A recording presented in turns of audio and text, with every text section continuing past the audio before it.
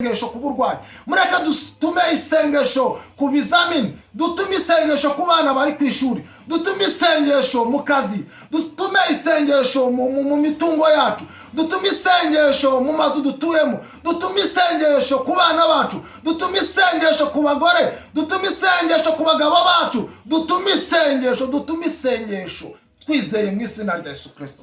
Reka dusenge. Wowe ufite ikibazo shikamira. Mbere na mbere ndasuhuza abantu bose dukomeje kubana ku Musaraba Online TV. Ndasuhuza inshuti zacu ziri hirya hino, ndasuhuza abantu mbere na mbere bari mu Rwanda bose badukurikirana, ndasuhuza abantu bari mu Uganda, East Africa yose, ndasuhuza abantu bari muri Afrika yose, ndasuhuza abari muri Amerika, abari Norvege, Uburayi bwose ndabasuhuje. Abantu bo muri Germany nabo baradukurikira ndabasuhuje. Muri Asia nabo ndabasuhuje. Isi yose abadukurikirana n'abazadukurikirana tubahaye ikaze. Umwanya mwiza w'ijambo tugiye kwinjiramo. Reka tubanze dusenge. Tumara gusenga turasoma ijambo ry'Imana. Dukomeze kubana ku murongo kugira ngo dukurikirane icyo Imana ishaka kutubwira. Uwiteka Nyiringabo Imana, turagushimiye, tugushimiye neza n'urukundo rwawe, tugushimiye ukomeje kuturinda, ukaturindira imiryango, ukarinda inshuti n'abavandimwe. Umwanya mwiza nk'uyu nguyu w'ijambo ryawe habwe icyubahiro kuko uri Imana. Turaguhamagara rero ngo utugirire neza, twese dutunganye kuko tugiye kuvuga iby'ijambo ryawe, tugiye gutanga ijambo wandikishije kugira ngo rizakomeze kubana natwe kugeza igihe uzagarukira gutwara itorero. Ineza n'urukundo rwawe be kubazakurikiranira ijambo. Data Nyiringabo, turasenze kugira ngo iri jambo rizahindure byinshi mu mitima y'abantu. Urakoze kumvisha gusenga kwacu, ni mu izina rya Yesu Kristo tubisaba twizeye, amen.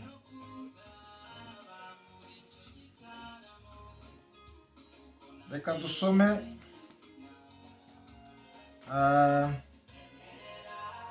mu butumwa bwiza uko bwanditswe na Matayo, ibice byaho ni 17. Reka dusome ibice byaho 17 umurongo wa 14. Turasanga amagambo agira ati: Yesu akiza umwana urwaye igicuri. Bageze mu bantu, umuntu araza aramwegera, aramupfukamira, aramubwira ati: Mwami, babarira umuhungu wanjye kuko arwaye igicuri, kiramubabaza cyane kuko kenshi cyane kimutura mu muriro no mu mazi. Namuzaniye abigishwa bawe ntibabasha kumukiza. 17 arambwiye ngo Yesu aramusubiza ati: Yemwe bantu b'iki gihe biyobagiza batizera, nzageza he kubana namwe? Nzabihanganira kugeza ryari? Nimumunzanire hano. Yesu aramucyaha dayimoni, amuvamo, umuhungu aherako arakira. Maze abigishwa begera Yesu biherereye bati: Niki cyatumye twebwe bitunanira kumwirukana? Arabasubiza ati: Ni ukwizera kwanyu guke. Ndababwira ukuri yuko mwaba mufite kwizera kungana n'akabuto ka sinapi, mwabwira uyu musozi muti va hano ujye hirya, wahava, kandi nta kizabananira. Ariko bene uwo ntavanwamo n'ikindi keretse gusenga no kwiyiriza ubusa. Amen. Uwiteka tugirire neza. Dusomye amagambo dusanga mu butumwa bwiza uko bwanditswe na Matayo. Ijambo riratubwira ngo Yesu akiza umwana wari urwaye igicuri. Haleluya. iri jambo riratubwira umwana wari urwaye, umubyeyi wazanye umwana arwaye. Ijambo nakuzanira riravuga ngo gusenga gufite kwizera urakiza. Gusenga gufite kwizera gutanga ubuzima. Iri ni ryo jambo, niyo ntego y'ijambo nakuzaniye uyu munsi. Haleluya. Nuko uyu mubyeyi ngazanira Yesu uyu mwana we wari urwaye igicuri. Ngiki gihe ngo abigishwa ba Yesu bagiye kugenda basengera abantu. Bageze kuri uyu mubyeyi wari ufite umwana wari urwaye uburwayi bw'igicuri, ngo hanyuma bamugezeho ngo baramusengera biranga. Uyu mubyeyi ajya gushaka Yesu. Ageze kuri Yesu aramubwira ati abigishwa bawe bamusengera ariko biranga. Haleluya. Bamajije kumusengera biranga, uyu mubyeyi yagiye gushaka Yesu. Ntabwo yicaye hamwe kuko yari afite umwana urwaye. Ageze kuri Yesu, Yesu aravuga ati mwabatizera mwe nzagezahe kubana namwe. Amubwira ijambo rikomeye cyane. Arangije avuga ati mumunzanire hano. Ngo Yesu ngacyaha abadayimoni. Umwana ahera ko arakira. Uku gusenga nshaka kukubwira gufite kwizera. Ni ugusenga kwabanye n'abayuda ku ngoma y'umwami Ahasuwerusi. Ubwo abayuda bose bagombaga kwicwa, inzandiko zanditswe kugira ngo bicwe. Ngo hanyuma Esiteri yandika urwandiko ngo arwoherereza Morodekayi. Uyu Morodekayi yari se wabo ariko niwe wari waramureze, babanaga muri iki gihugu umwami Ahasuwerusi yari ayoboye. Garagije ngarababwira ngo musenga amasengesho y'itatu, nanjye ngiye gusenga y'itatu, nzajya imbere y'umwami nta ntunga inkoni, nzabasha kuvugira ubwoko bw'iwacu wenda twarokoka. Haleluya. Uku gusenga gufite kwizera niko ab'Nineve bakoresheje basenga, ngo bambara ibigunira bitera ivu, ngo basenga ngo amasengesho yo kugira ngo Uwiteka bababarire. Ubwo Nineve yari igeze mu gihe kibi cyo kurimbuka, barishwe n'ibyaha. Uko gusenga gufite kwizera mbabwira ni kumwe kwakuye Paulo na Sila mu nzu y'imbohe, ngo nuko ngaba umwete ngo ngabitorero bagira umwete wo gusengera Petero. Haleluya. Uku gusenga mubwira ni kumwe kwazuye Tabita. Ubwo Petero yasengeraga Tabita, ngaramusengera kubw'imirimo myiza. Ngabapfakazi yaradodeye amakanzu, ngo baricaye baraboroga cyane. Ngo nuko bajya gushaka Petero ngaraza aramusengera. Uku kwizera mbabwira niko kwazuye Lazaro. Uku gusenga gufite kwizera. Haleluya. Ngo nuko ngubwo Lazaro yarapfuye ngamaze iminsi ngine mumva, ngarababwira ngo mugende mumunyereke, baramubwira ngaranuka. Uku kwizera, uku gusenga gufite kwizera. Ngo ababigishwa bari biriwe bagenda bakora imirimo n'ibitangaza basengera abantu, ariko ngo uyu mwana bamugezeho ngo kumusengera ngo biranga, ngo umwana yanga gukira. Ngo uyu mubyeyi afata umwana we ngamushira Yesu. Wese aramubwira ngo mwabatagira kwizera mwe nzagezahe kubana namwe. Nakuzana ijambo rivuga ngo gusenga gufite kwizera kurakiza. Nawe wagira kwizera wasenga. Haleluya. Hari ubwo usanga abantu benshi babuze ibisubizo. Igisubizo cya nyuma ni ugusenga. Ndashaka kubwira ngo igisubizo cya nyuma ni ugusenga. Abadogiteri babuze indwara, igisubizo cya nyuma ni ugusenga. Ndashaka kuza kongera gusengana n'abantu babaye, ndashaka kongera gusengana n'abantu barwaye mu izina rya Yesu Kristo. Nuko ngo uyu mwana ngo yararwaye igicuri, Yesu ngacyaha abadayimoni. Ngo bamaje kumuvamo, ngo bageze hirya bihererenga, bigishwa begera Yesu baramubwira ngo twe twagerageje bikanga. Karababwira ngo mugize kwizera, mwabwira umusozi ngimuka ukimuka. Haleluya. Uku kwizera ndashaka twongera dusenga dufite ukwizera. Gusenga gufite ukwizera kurakiza. hari ibidasaba yuko twiyiriza ubusa. Hari abadayimoni tugomba gukubita tudasabye yuko twiyiriza ubusa, ahubwo duhagaze mu kwizera konyine tugasenga, dayimoni zikirukanwa zikava mu bantu, dayimoni zikarekura abantu zagize ingwate, dayimoni zikava mu bantu, indwara zikava mu bantu bagakira mu izina rya Yesu Kristo. Arangije ngarababwira ngo ariko hari abandi bavanwamo no gusenga no kwiyiriza ubusa. Yuko gusenga kuhwanyije no kwiriza ubusa bikaba bikomatanya biri kumwe, ugira imbaraga zo kwirukana umudayimoni uwo ari we wese. Ariko hari abadayimoni dusabwa kwirukana ariko twasenze twizeye gusa, tukirukana abadayimoni mu izina rya Yesu Kristo. Ndashaka kuza gusengana n'abantu, ndashaka kuza gusengana n'abantu barwaye, hari indwara urwara ariko kumva ntizisobanutse. Abo bantu ndashaka kuza gusengana nabo. Hari abantu barwara indwara ugasanga ntizigaragara, wagera kwa muganga muri laboratoire bagafata ibizamini byose bakakubwira ngo nta kintu turi kubona. Ariko ndashaka kukubwira ngo gusenga gufite kwizera. We mu Kristo wamenye Imana, we witwa ko wakijijwe, wagiye mu mazi menshi ukamenya iby'ubutumwa bwiza, izere ubundi usenge mu izina rya Yesu Kristo. Birababaje cyane uyu munsi usanga abantu umuntu ararwara ngo bagiye gushaka umuntu usenga, kandi ugasanga uwo muntu nawe ni umukristo, yitwa umukristo, yarakijijwe, yamenye iby'ubutumwa bwa Yesu Kristo. Urafite ububasha, urafite imbaraga zo gusengera umuntu agakira wizeye. Nibisaba yuko wiyiriza ubusa kuko wabaye umukristo, wamenye kwiriza ubusa, wamenye neza imbaraga ziva mu masengesho, wamenye neza imbaraga ziva mu kwiriza ubusa.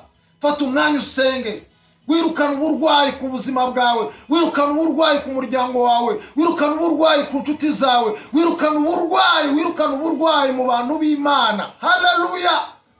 Ndakubwira ngo nugira kwizera uzirukana dayimoni mu izina rya Yesu Kristo. Ndashaka kuza gusengana n'aba bantu. Uku gusenga gufite kwizera nakuzaniye uyu munsi. Wowe mukobwa wamenye Imana, ukaba uzi gusenga, ukaba mu rusengero, ukaba warabatijwe, ukaba uzi gusoma Bibiliya, ukumva iki ijambo ry'Imana rikubwira. Wowe musore uzi gusenga, wakijijwe, wabatijwe mu mazi menshi, uzi gusoma, ukamenya iby'ubutumwa bwiza bwanditswe na Pawulo, ukamenya inzandiko zanditswe n'ubutumwa bwiza bwanditswe.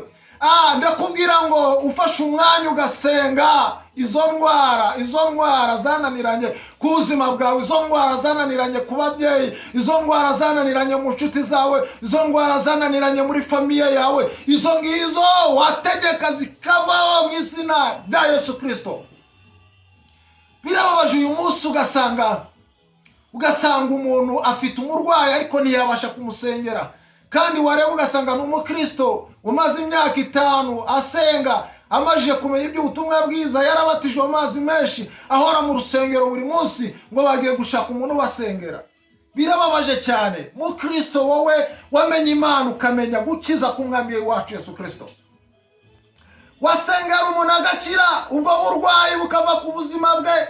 Ndashaka kukubwira ngo uku kwizera, uku gusenga gufite kwizera kurakiza. Uku gusenga gufite kwizera kurakiza. Haleluya!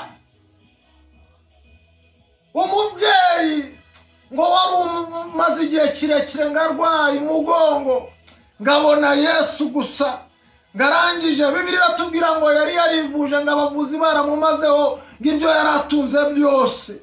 Ngarangije abonye Yesu, ngagira kwizera, ngabyigana mu bantu, amajije kubyigana, ngakora ku ikanzu ya Yesu yonyine. Ngako kanya ngisoko y'amaraso yari yatembaga mu mubiri we, yararwaye kuva ngirakama. Haleluya!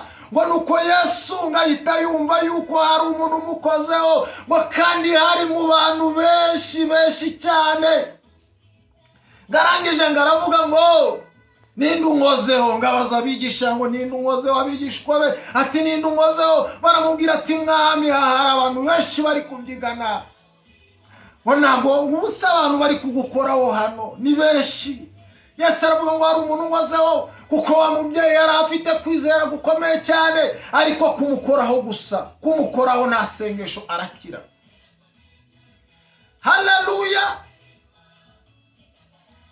Uku kwizera, uku gusenga gufite kwizera niko kwabanye na Eliya na wa mupfakazi, ngo nuko ngo wa mwana ngarahwera arapfa, ngo bahamagara ngo Eliya, baramubwira ngo ni ibiki umuhanuzi w'Imana nkoreye, ngaraza ngamurambikaho ibiganza, ngarangije ngamuhumekeramo, ngo umwana arongera arakiragira ubuzima. Haleluya.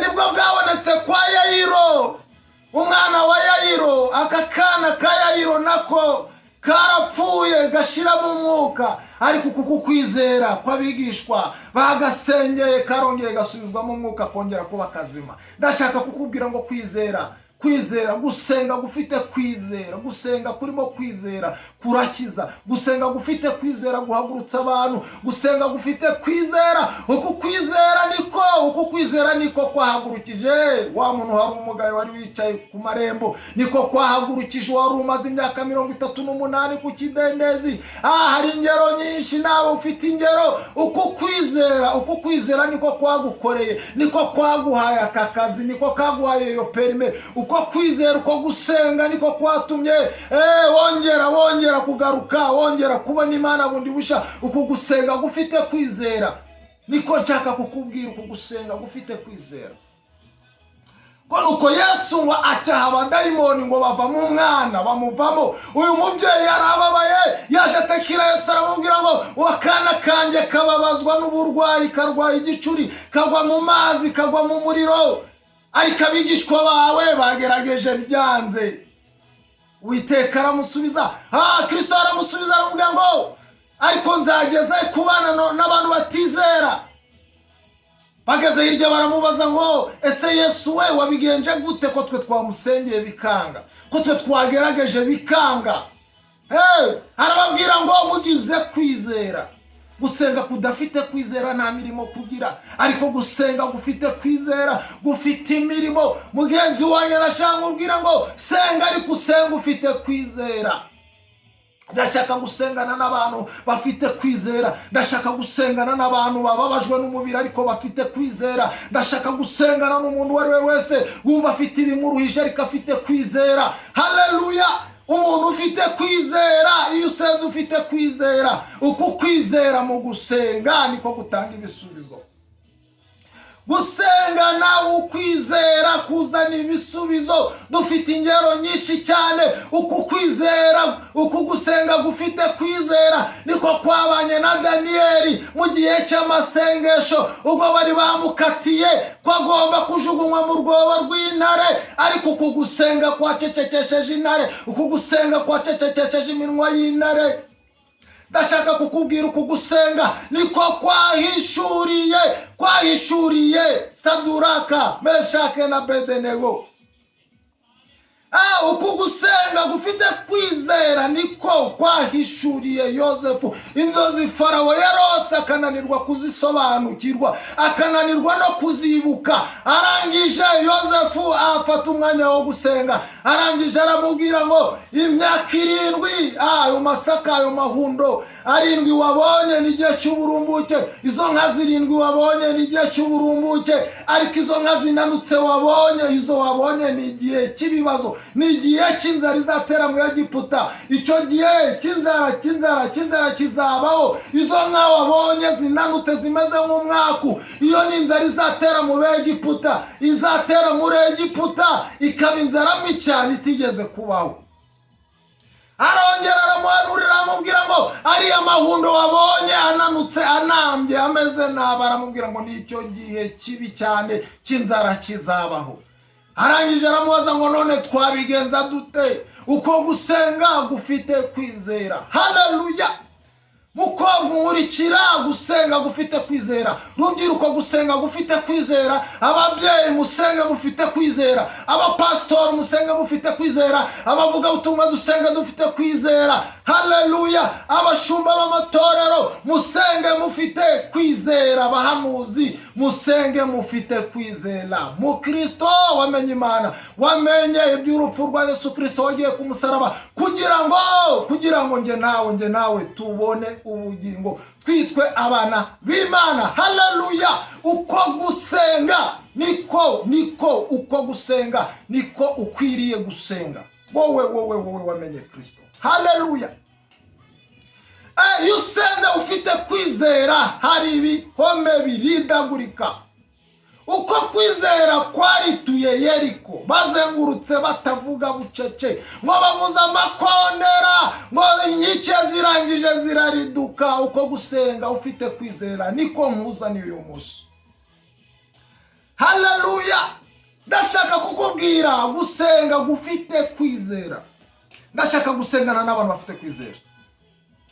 Aho uri hose ntabwo nzinguri hehe, ibice byose waba urimo ku isi, ndashaka gusengana nawe ufite kwizera. Waba urwaye, waba uri mu bitaro, waba urwaje umuntu mu bitaro, waba ufite byinshi byakunanije umubiri wawe, wumva ufite ibibazo udasobanukiwe, haba barabuze ibipimo bya nyabyo bigaragaza uburwayi urwaye.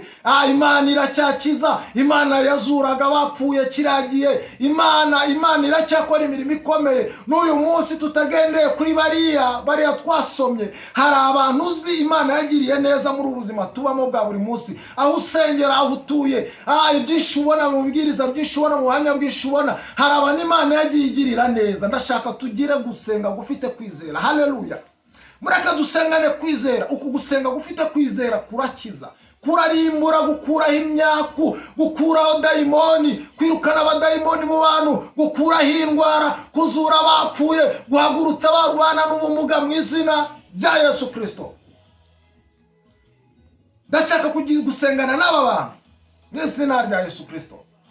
Aho uherereye mu bice byose by'isi, isengesho nicyo kintu watuma nikigutenguhe.